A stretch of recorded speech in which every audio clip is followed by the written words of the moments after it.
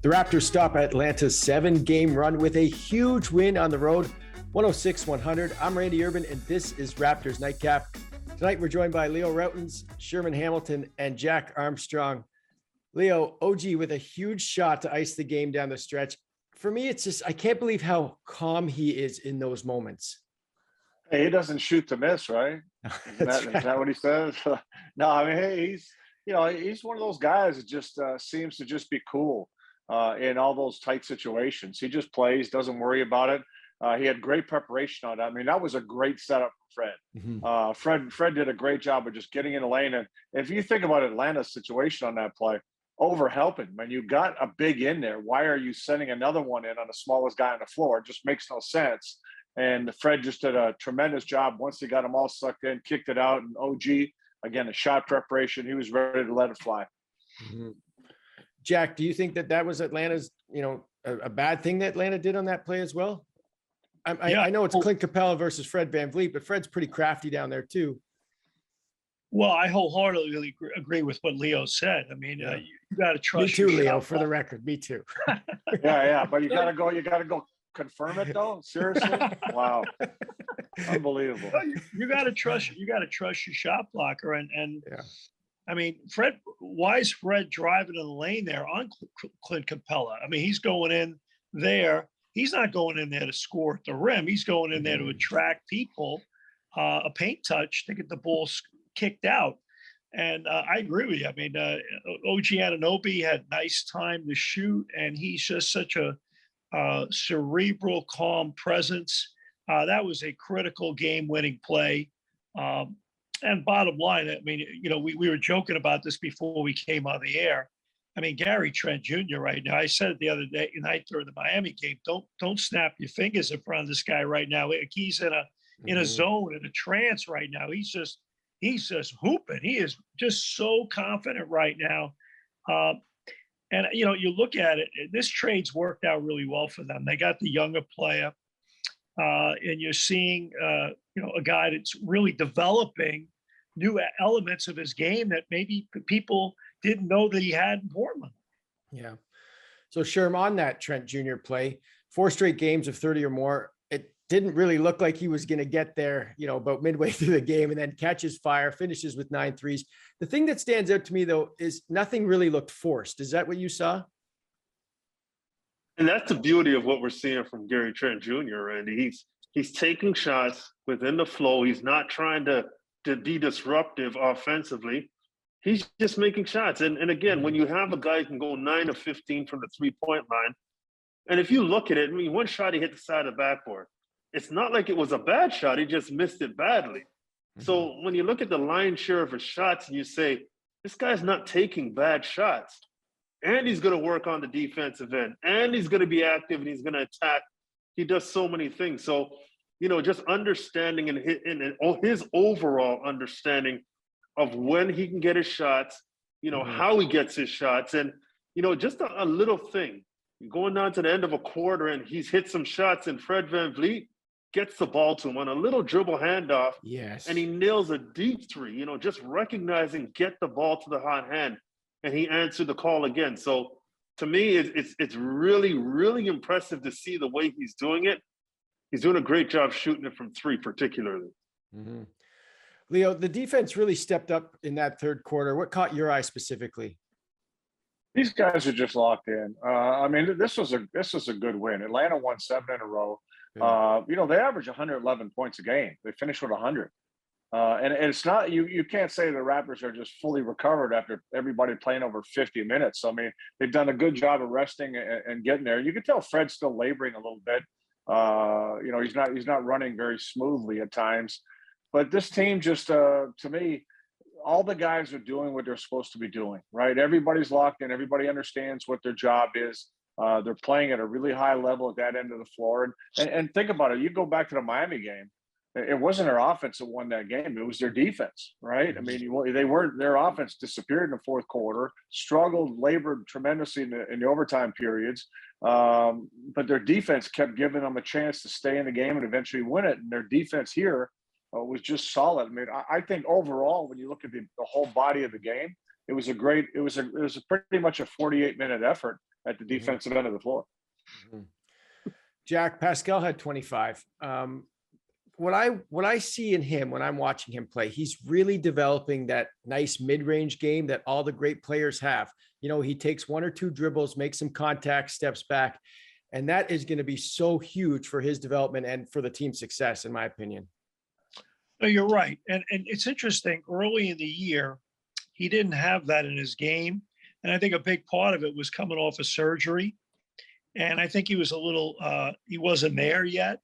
And then you're a little timid, you know, rightfully so, because you just had surgery on your upper body.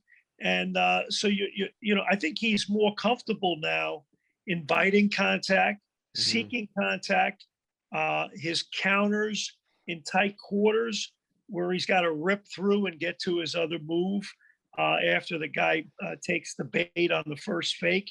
And his footwork's gotten better, more confident. And I think he's just settled down. He's more slowed down in terms of methodical, in terms of what he wants to get accomplished. And he's got better balance. And balance is a huge thing in everything that you do. And to me, I like where he's at. I really do. And I think there's a method to what he does. You know, I joked the other night about, you know, he has more, he's got more in his spin cycle than Maytag, that guy. I mean, he's got all the crazy spins around the basket, but he's even doing his spin stuff under control and balanced. And his stuff in the mid-range is very balanced. And again, I think he's more comfortable with contact now than maybe he was a few months ago. Guy, I just saw two things about Pascal I've seen so far in terms of his offensive game that has really helped him be successful. Going into this season, I thought he needed to address two things. He needed to be better with the left side of his body. He needed to be able to finish. He needed to be able to get through contact with his left side of his body. The other thing he needed to do was be able to initiate contact. And once it's initiated, play through it. You know, Pascal could hit people, but he would get bounced in different directions after he hit them. Now we're seeing him hit people intentionally, shoulder hit them, get into their body, and then continue his line of path, continue the direction he's going. He's just done a great job in terms of his base strength to initiate contact, and that has helped him and gained the confidence in the work he put in with his left hand to be able to finish through the contact and not have to force it to get it to his right hand because he's off balance. And that's really opened up his offensive game to be able to really go both ways and not be afraid of getting knocked off his line all the time. Yeah. So then, Sherman, yeah, go ahead, Leo. Sorry, if I could just add that you know, what Sherman said, playing through, right? Playing through. How many times in the last, you know, season and a half, you see him looking for getting a little contact and looking for the call. He's playing through. You get the call, you get the call. You don't, you still try to score. That's the most important thing. And he's doing that. The other thing, you know, he was trying to show everybody he could shoot threes. We know you can shoot threes, but your strength is being the Pascal that we're seeing right now. Yeah, you're going to keep people honest and knock them down. Every once in a while, you're going to get hot. You're going to have a bunch of them out there. But you're a player. You're a basketball player. You're not just a shooter in the perimeter. You don't have to show people you can hit the three. He's not playing that anymore. He's playing the right way. He's playing the way the game should be played, and it's pretty impressive. Can I just say one thing to tag what Leo said about, you know, trying to show your three-point shooter and all that? I think the fact that he's been given more responsibility as a ball handler has probably taken his mind a little bit off of worrying about being a three-point shooter. And he's concerned with kind of what Leo's saying is being more of a ball player. And I think it's gotten him into a much better place as a player now. And think about it, you know, to Sherm's point and what we were all talking about a little bit in terms of his game. If you put a little bit more shooting around him, it makes him even more difficult to stop now. I mean, there's been a lot of nights where he's out there and there might be one or two guys that are out there that aren't a threat, and the defense is clogging what he can do. But I tell you what, you give him single coverage and he starts doing all the stuff in the mid-range game, or he's in the post and he's doing all the spin stuff, he's really hard to stop. And I think you look at how Gary Trent's playing and the threat he's become. And it's interesting with even Gary Trent. I mean, Pascal, Fred, and OG, their longtime teammate was Norm Powell. I don't care what you say. You make a trade like that, takes a little bit of time to kind of get used to a new guy and accept a new guy.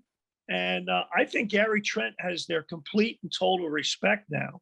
Mm-hmm. And you could see how they're all functioning together, which is pretty cool. Mm-hmm.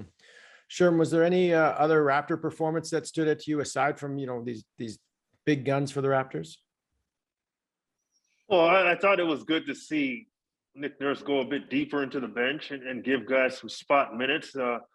Chris Boucher didn't have the biggest stat line, but he made some very good plays out there. Mm-hmm. He made a nice pass underneath to Anunoby. And also, he had a block shot, one-on-one defense. He did a good job, I thought, just being a presence on the floor. But I'm always impressed with all the craziness happening around a guy like Scottie Barnes, how he's always able to have impact. He's always able to be balanced in his approach. He's not overwhelmed by the moment. You see him communicating out there. He'll make plays here and there, but he understands. There are guys getting it done. I've got to fulfill my role on this team. And I just love his maturity, his ability to stay engaged in the process. Even though it's not about him scoring 20, 25 points, he finds a way at a very young age to be a factor. And that's a crucial thing. It might be overlooked right now, but this young man gets it in terms of being a teammate and being a valuable piece, especially on nights where he doesn't have his best offensive game. Well, Sherman, I think what makes that work is, you said he may not have his best game or he finds spots to contribute, but he's never a liability when he's out there. And that's a big thing. I mean, you got a lot of young guys and they just get exposed time after time when they're on the floor. So you can't leave them out there for stretches where maybe they're not scoring or having a big impact. But you can leave him out there because he's doing a lot of things very quietly and very efficiently and very solid. And then all of a sudden he gets those big rebounds. He gets the buckets and makes the nice passes and he becomes more of a contributor. But just the fact that he's almost never a liability is a big asset. And can I say this, guys? Yeah. OG Anunoby has been playing some great basketball. And if it's not for Gary Trent with his fourth straight game, we'd be talking a lot more about him. Yeah. I'm telling you, OG has been absolutely phenomenal. And Pascal's been great, and Gary Trent Jr. has been great. But OG deserves some credit. I think he's been so good over this last little stretch. Well, I looked at the numbers just during the game, and he's still at 19 points per game. That is a huge jump from what he's done in his career. And, just talking about that shot he made, just think back, guys, about where he started. And now he's in the corner. He's making threes late in the clock. He's making shots against the Celtics to win series. Like this is a huge jump from where he came from. But listen, like what Sherm's saying, that the fact that we have to point it out, and say, hey, you may be overlooking this, tells you he's doing it the right way. Yeah. Right. He's just contributing. He's making shots when he's supposed to. He's picking it up when he needs to. The defense is always there. But he's averaging 19 points a game and nobody's really making a big deal about it. That means this guy's playing the game the right way, right? He's not, there's nothing flashy about what he does. He just gets it done. Jack, real quick, are the Hawks for real? I mean, they're pretty impressive still without Trae Young today. They've won 7 in a row. Obviously they've been up and down all season, but where do you put this team? I think this team obviously didn't have Trae Young tonight. But yeah, I think they're a playoff team and I think they're a dangerous playoff team. Because they have rim protection, they have a dynamic guard, they have a lot of shot makers on the perimeter who could shoot the ball. They don't guard at times well enough or disciplined enough. I think they're a team though that if they get the right matchup in the first round, they could be awfully dangerous. And I think their experience a year ago is going to help them. And I definitely see them. I think it might be a tough haul to get to the 6th spot for them. But I theoretically see them maybe getting 7th or 8th, where they could very well host a play-in game and have that upper hand in that. So, yeah, I think they're a good team. I'd be disappointed. If you're an Atlanta fan, you should be incredibly disappointed if your team's not playing the postseason. All right, guys, great stuff as always. Going to stop you there. Next game for the Raptors tomorrow night back at Scotiabank Arena against the Miami Heat. Tip-off goes at 7:30 p.m. Eastern. We'll see you then.